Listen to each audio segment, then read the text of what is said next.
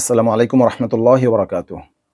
ঐতিহাসিক সোহরাওয়ার্দী উদ্যান খতমে নবুয়ত সম্মেলন বিতর্ক যেন এই সম্মেলনটাকে ছাড়ছেই না।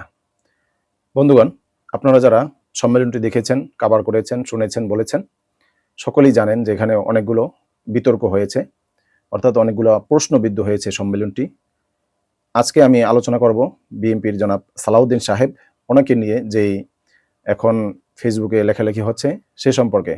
তার আগে আমরা ওনার একটি ছোট্ট ভিডিও দেখে আসব।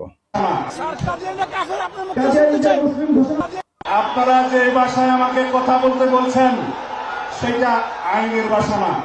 আপনারা যে ভাষায় আমাকে কথা বলতে বলছেন সেটা আইনের ভাষা না। আমরা কানুনি ব্যবস্থার কথা বলতে চাই। আমি আগেই বলেছি। বন্ধুরা, যারা এই ছোট্ট ভিডিও দেখার আগেও তার সম্পূর্ণ ভিডিওগুলো দেখেছেন, তারা শুনেছেন যে সালাউদ্দিন সাহেব যখন বক্তৃতা করছিলেন তখন পিছন থেকে একজন উৎসুক ব্যক্তি সে বলেছে, স্যার আপনি কাদিয়ানীদেরকে কাফের বলেন, অথবা যে কাদিয়ানীরা কাফের এটা আপনি বলেন। উনি এই কথার পরিপ্রেক্ষিতে বলেছেন যে এটা আইনের ভাষা না, অর্থাৎ কাদিয়ানীদেরকে কাফের বলবো আমি, এইটা আইনের ভাষা না, কারণ এটা আইনের প্রক্রিয়া সম্পূর্ণ হওয়ার পরে এটা সম্পূর্ণ বাস্তবায়ন হবে এবং ডিক্লারেশন হবে। এই জন্য উনি ওখানে সরাসরি কাফের বলেন নাই, বলেছেন যে আমরা যদি ক্ষমতায় যাই তবে এই আলোচনাটুকু আমরা সংসদে করব। এই কথাটুকু কি আসলেই সালাউদ্দিন সাহেবের দোষ হয়েছে? অনেকেই ওনার এই কথাটুকু কেন্দ্র করে ফেসবুক, ইউটিউব একেবারে গরম করে ফেলছে যে সালাউদ্দিন সে ভোটের জন্য তাদেরকে ভয় পাচ্ছে ইত্যাদি ইত্যাদি। সেটা পরের কথা, ভয় তো সবাই পাচ্ছে।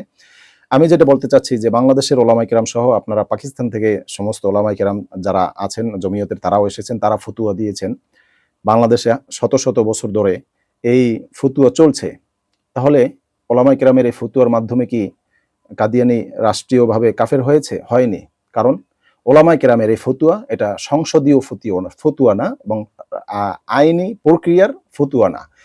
তাকে যদি এই কাদিয়ানীদেরকে যদি কাফের ঘোষণা করতে হয় অবশ্যই আইনি প্রক্রিয়াধীন হয়ে আমরা যেভাবে চাচ্ছি রাষ্ট্রীয়ভাবে ঘোষণা, তাহলে রাষ্ট্রীয়ভাবেই আসতে হবে।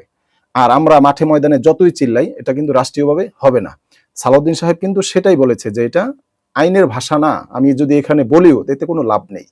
আমরা যদি ক্ষমতায় যাই, অর্থাৎ সালাউদ্দিন সাহেব যেটা বলেছেন, তারা যদি যায় তারা এটা আলোচনা করবেন। যদি হুজুর যারা আছে, ওলামায়ে কেরাম যারা রাজনীতি করছেন, তারা যদি ক্ষমতায় যায় তারা কি হুট করে এটা করতে পারবে? আপনাদের কি মনে হয়? এটা আলোচনা করতে হবে, পর্যালোচনা করতে হবে।